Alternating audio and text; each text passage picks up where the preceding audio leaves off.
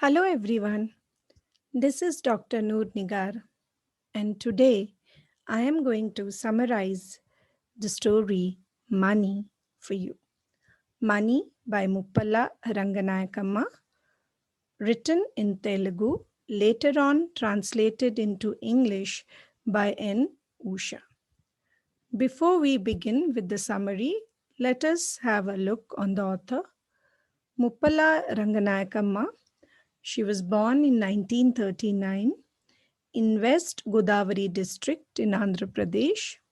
She was a very well known Marxist writer. She could not even study high school. However, she was a self made writer and critic. She has written around 15 novels and 70 short stories and many thought provoking essays. It's written stories here, but she has written many thought provoking essays. Her best work includes Ramayana, then Vishavruksham, an introduction to Marx Das Capital, Emancipation of Janaki. These are some of her best or important works. Now, what is the theme of this story? Money. The theme is the social evil of dowry. This story discusses the social evil of dowry and how dowry is a symbol of women's injustice. In this story, we also see that how greed for dowry subsumes the human element in marital relationships. Now, this is a story about a very greedy man whose greed for dowry actually spoils his life. He wastes a part of his life because of his greed for money. He cannot enjoy his marriage life because of his greed. And the most precious years of his life, of his youth, he wastes because of his greed. And we'll find out how this greedy man suffers and how this greedy man he wastes his life because of his greed. Now, the story starts with the narrator being extremely surprised because a very highly educated man has asked for dowry, and that too a dowry of 1 crore. How much dowry he has asked? A dowry of 1 crore. And the narrator, she asked that, isn't that a surprise? Then she says, is it actually a surprise? When there are people who are ready to give 1 crore, then definitely there would be people who would ask for 1 crore. Not why 1 crore? People can ask for 4 crores, 100 crores. Because there is no end to greed, people will go on asking if there are people who are ready to give that huge amount as dowry. So, what is surprising? So, it is not at all surprising that people are asking for a dowry of 1 crore because there are people who are ready to give 1 crore as dowry. So, that is not a surprise at all.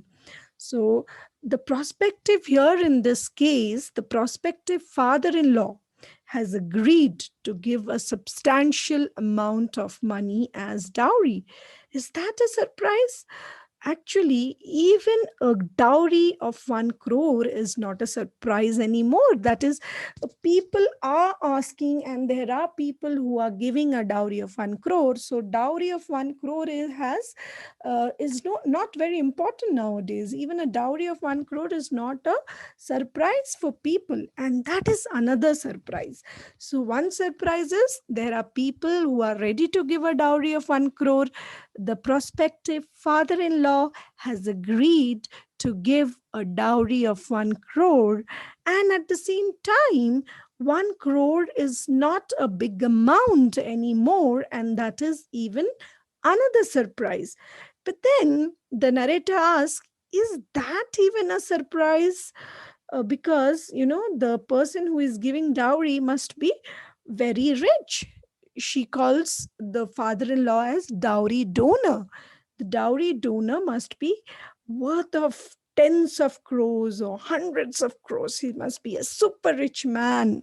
The father-in-law must be a very super rich man, that he has agreed to give a dowry of 1 crore.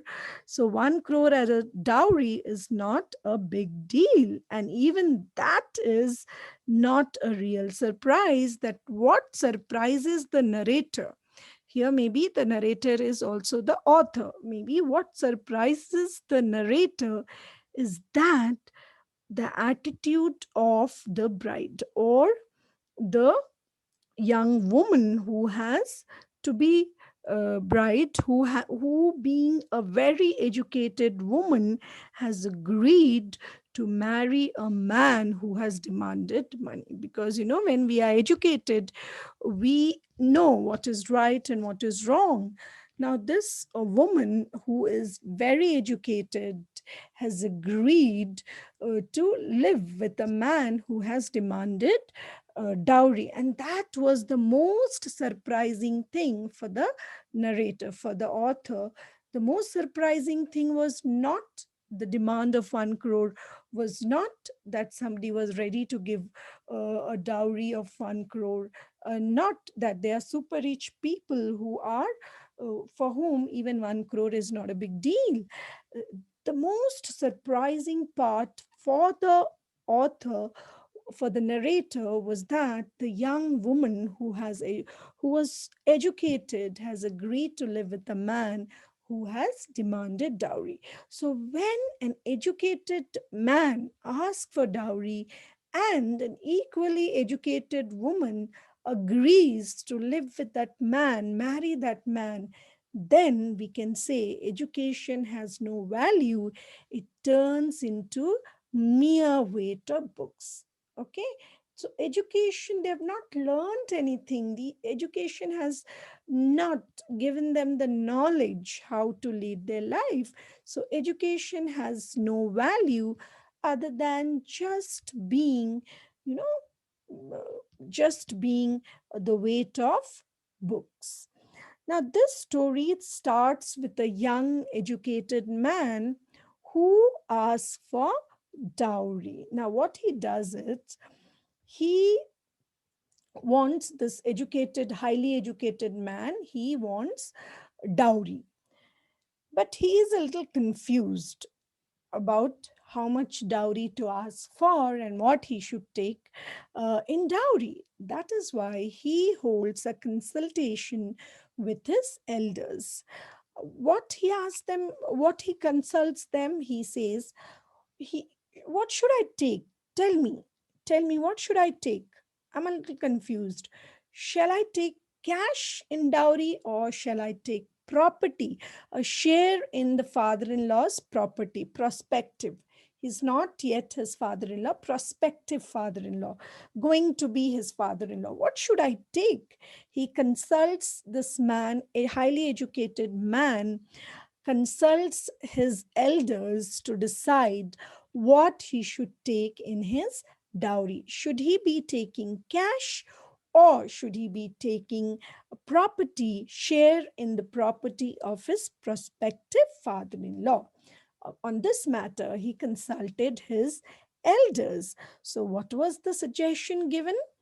Now, one intelligent relative, he said, you should take whichever you think is more. If property is more, you should take property. If cash is more, you should take cash. And then this man, the prospective groom or son-in-law, he asked mama, uncle, the girl's father, he says, which one is more? Can you please tell me? Then the uncle tells that the property is just 10 rupees more than that of the cash amount that you are asking for. You're asking for a cash dowry of 1 crore, and the cost of the property is around 1 crore and 10 rupees. So what shall I take? Okay. Now, if I, a share in the property would be 10 rupees more. And then he's wondering that should he leave that 10 rupees for the sake of tradition? The mama or the uncle tells the girls, the person from the girl's side, maybe the girl's father, whom the this one son-in-law calls uncle. Mama, what should I do? Should I take the property or should I take money? Then he says, dowry is a tradition. And then the boy says, should I forget that 10 rupees for the sake of tradition? Then one clever man simply sensed the danger and he said, you know, be careful. If you take a share in the property, what would happen? Your wife is going to inherit that property from her father. That property will not be in your name, it will be in the name of your wife. But if you take cash as dowry, if you demand money as dowry, then the whole money will be yours. You will own the complete dowry. But then if you take property, your wife will inherit you, it will not directly come to you. The prospective son-in-law is a little perplexed. He is a little confused. What he says is, if the if a wife is mine, then will not her property be mine? Then he said, the relative, he says, times have changed, you never know. You can't say. Then this boy, the son-in-law, prospective son-in-law, he's telling, really, have times changed so much that my wife may be under my control, but I will not have any control over her property? Then his relative tells him, it may so happen that you might not have control, even control over your wife. So you never know what is going to happen in future. So it is always better if you take cash and not property, because the property will be inherited by the girl and not by you. Okay. So, oh, then this son-in-law is really worried. Okay, in that is the case, I will take dowry, but I will not let go even that 10 rupees. Okay, so what he decides is, he comes up with a suggestion that he would take a dowry of 1 crore and 10 rupees. Okay, now, what happens after that? The father-in-law, the prospective father-in-law, he agrees. Okay, no problem. I will give you money. The alliance was fixed. The father-in-law agrees to give him a dowry of 1 crore and 10 rupees. But then the father-in-law tells, see, if I deposit the money in the bank and if I give you the check, then I will not get the satisfaction of giving you so much of money. And even you will not get the pleasure of receiving money. This is what the father-in-law tells the boy. See, if I go and deposit money in the bank, I'll not be happy that I have given you so much of money. Even you will not be happy because you won't be able to see that money right in front of your eyes. So you will not have the pleasure of receiving so much of money. And then the boy liked the idea. This prospective son-in-law, he really liked the idea. He was very smart. He said, that way I can also save a lot of income tax. I don't have to give income tax if I receive money, dowry in the form of money or cash. And then the father-in-law tells, I have been collecting 10 paise coins for a very, very long time. It was my hobby to collect 10 paise coins, and I have I have kept all those 10 paise coins in gunny bags. So I have bags full of money, and I have kept all those bags of money in a shed. I have locked it. Would you like to take that money? Take that cash? This man was very happy and excited. He said, "Yes, yes, definitely. I'll be more than happy to take that money. Can I see that money now?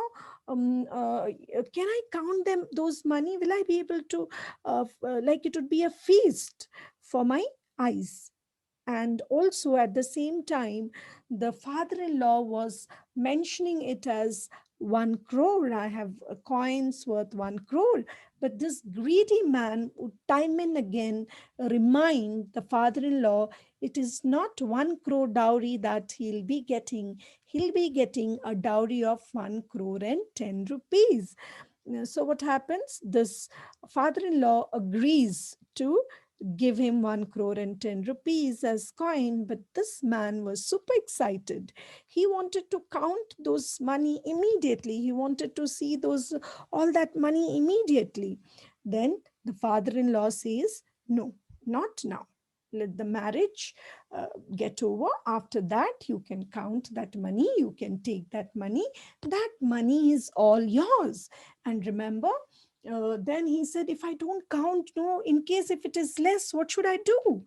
Father-in-law says, "See, if the money is less, I promise you, I'll give you double the difference. I'll give you 1 crore rupees. On top of that, I'll give you one more extra bag. And even after that, if you find that the money is less, I'll give you double the interest. So you don't worry about money, because I have made people, my workers, count those money and I have kept them in a shed. I have locked it." Now, this man did not trust the workers. He had a doubt the workers might have stolen some money from those bags. So the father-in-law, he assures this man, "Don't worry, if it is less, then I'll give you double the difference. Suppose, if it is 10 rupees less, I'll give you 20 rupees. If it's 20 rupees less, I'll give you 40 rupees." Now this man was satisfied, but at the same time, he wanted to count it immediately. Father-in-law says, "Okay, let the marriage get over. After that, you count." But then he says, "Who has the key?" The father-in-law says, "The keys is with my daughter. The keys are with my daughter." And this man is worried. "Oh my God, she might lose the key in the marriage. In the marriage, she might lose it somewhere. I at least want the key of that room where you have kept all the money." And as soon as the wedding takes place, as soon as the wedding was over, this bridegroom, the prospective son-in-law, who was the bridegroom on the occasion of his marriage, he was dressed in beautiful clothes, and he immediately rushed to the shed where all those coins, so all that money was kept. And he started counting the money. He was very happy and excited. He went into the room and he started counting the money. Do you know for how long it took for him to complete counting the coins, the 10 paise coins? It took him 24 years to count those 10 paise coins. And all this while, this poor lady, his wife, he would often go to the room to talk to him. She waited for almost 2 years. For 2 years, she would go there often. But this man would get very angry and ferocious. "No, get out of here. Go away from here. If I'll lose my count, you are disturbing me. Go away from here." And every time she would go, he would scream at her. For 2 years, this lady, she waited for this man, but he was the only thing that he was concerned was money. He was not bothered about his newly wed wife. The only thing he was concerned, or rather obsessed, was the money. So he just went on counting the money. This lady waited for him for 2 years, and then she was very depressed and sad. A noble man comes into her life, and she decides to leave this greedy man and marry the other person. And what happens, she uh, tells her father that she wants to marry the other person. In the beginning, her father was a little reluctant. Finally, her father decided to marry his daughter to the other nobleman. And then she gets married to she marries this man, and then she comes to inform this greedy man. She comes back to inform this man that she has married somebody else. He was busy counting, he was least bothered to hear anything from her. Then she goes back again. uh, a daughter was born to her. She comes back to inform about her daughter. This man was least bothered to listen to her. He told her to go away. Through gesture, he tells her to go away. And then that day, the woman decides, I will come and meet this man only when he finishes counting his coins. So what happens, the moment he finishes counting his coins, this man was very furious. He was very angry. He was extremely angry. Why was he angry? Because how much? Because the money was not exactly 10 crores, 1 crore and 10 rupees. It was 40 paise less. And he screamed, he shouted that he has been cheated, because 40 paise was less. It was a fraud. And this man, he was shouting at his he was telling that his father-in-law has done a fraud. He had promised to give him an extra bag. This is complete betrayal, this is cheating, this is fraud, and I'll teach that man a lesson, and I'll make him touch my feet to apologize. He has to come and ask me. My father in law must come and ask me, ask for forgiveness. How could he cheat me? This is absolute fraud. He jumped from his seat and he turned around. And the moment he turned around, he saw two women stood there. Two women they were watching him in wonder. The elder woman, she was around 40 years old, and the younger one who's standing with this woman she looked almost like her mother. So after he finished counting, he was very angry. And then, because 40 paise was less, and then he looks at these two women. Now what happens, this man, he tries to recall the woman, the elderly woman, the elder of the two. Then he says, I married you. Is that you? Is that you whom I had married? Then she says, yes, yes, you are correct. And then he was angry. I refuse to live with you because your father has cheated me. Go call your father. How can he cheat me? I'll recover every penny from him along with the interest. And then she says, this lady, she sadly says, that my father has passed away.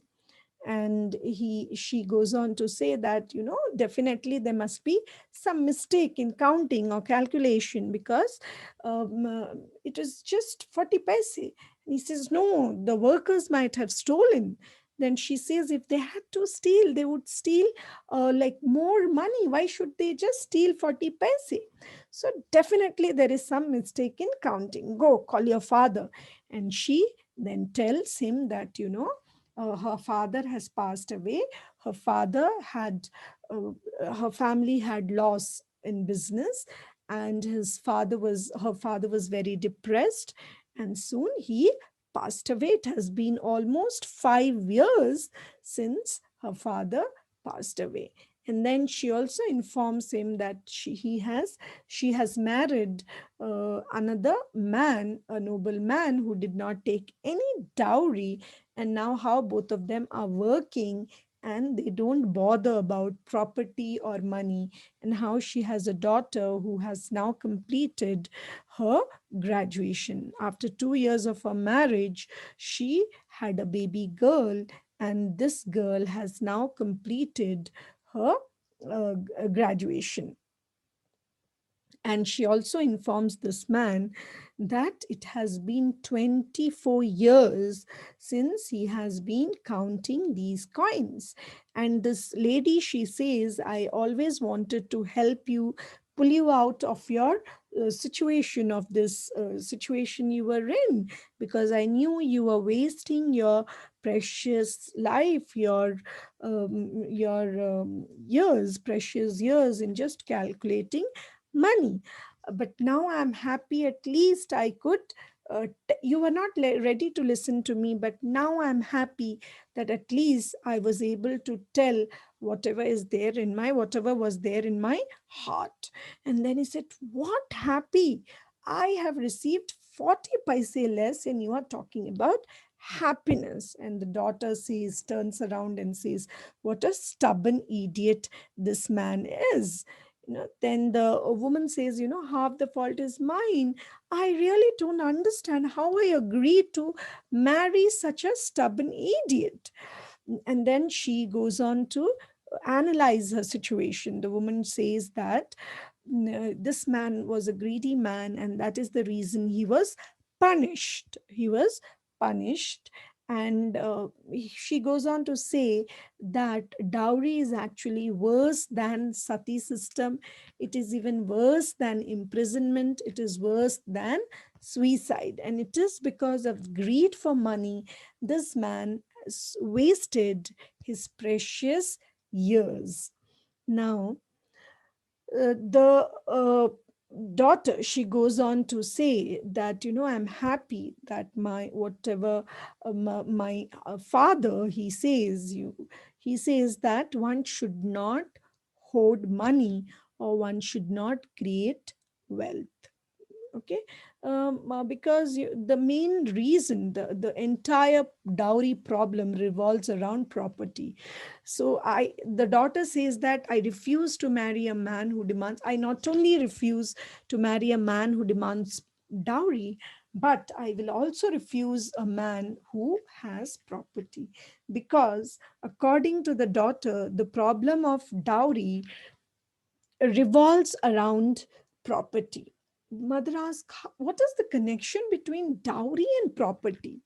To which the daughter goes on to explain, see, what happens, usually parents do not divide the property equally between their daughters and sons.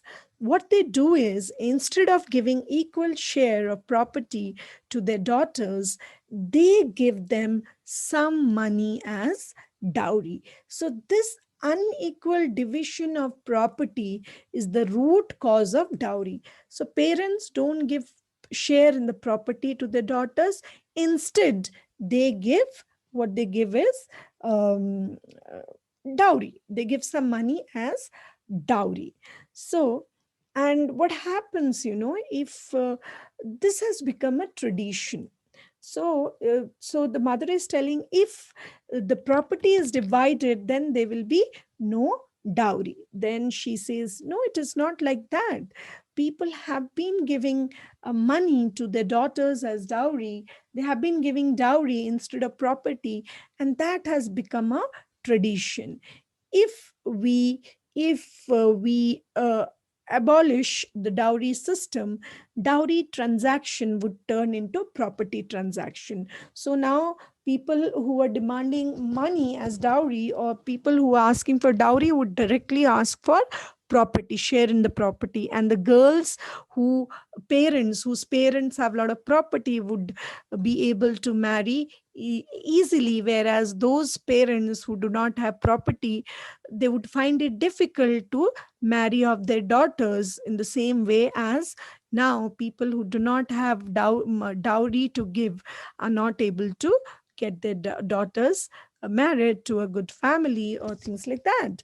So she goes on to say that dowry has become a tradition, and just by eradicating the dowry system, we are not going to resolve this problem, because the problem of property, dowry, is actually the unjust division of property, because the property is not equally divided between daughters and son. That is the main reason of the root cause of the problem. So problem of dowry is equal to unjust division of property. And then so she concludes that dowry problem is in reality property problem. Okay. And she says, she comes to the conclusion that money can never buy love and happiness. And she says that she's never going to marry a man, not only a man who demands dowry, but also she would not marry a man uh, who owns property. So with this, we come to the end of uh, the presentation. I hope you have understood the whole story. So please stop demanding for dowries. Boys should stop demanding dowry. An educated girl should never marry a man who asks for dowry. And greed for dowry is the root cause of all the problem in marital relationship.